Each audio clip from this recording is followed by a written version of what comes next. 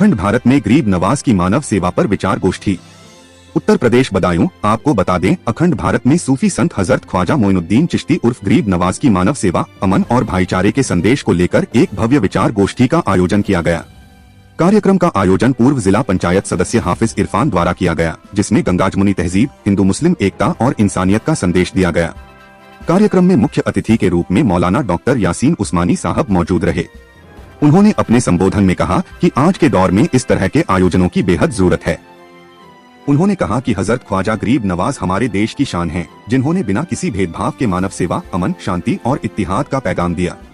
उन्होंने कहा कि ख्वाजा साहब ने यह साबित कर दिया कि ताकत और दौलत से नहीं, बल्कि अच्छे किरदार से अल्लाह के बंदों के दिलों को जीता जा सकता है।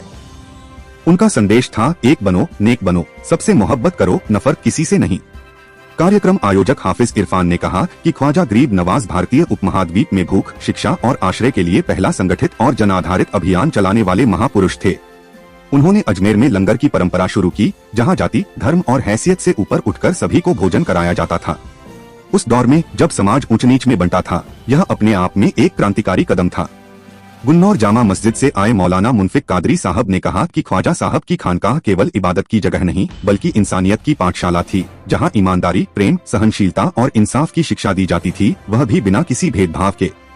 आचार्य दुर्वेश कुमार जी ने अपने संबोधन में कहा कि ख्वाजा गरीब नवाज की खानकाह बेघरों, मुसाफिरों और सताए हुए लोगों के लिए सुरक्षित आश्रय थी। उन्होंने बिना किसी राजा या सत्ता के सहारे यह सेवा कार्य किया, जो जनता द्वारा जनता के लिए चलाया गया आंदोलन था, जो आगे चलकर पूरे देश में फैल गया।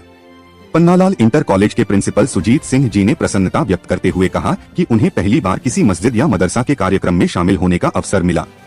उन्होंने कहा कि ख्वाजा गरीब नवाज ऐसे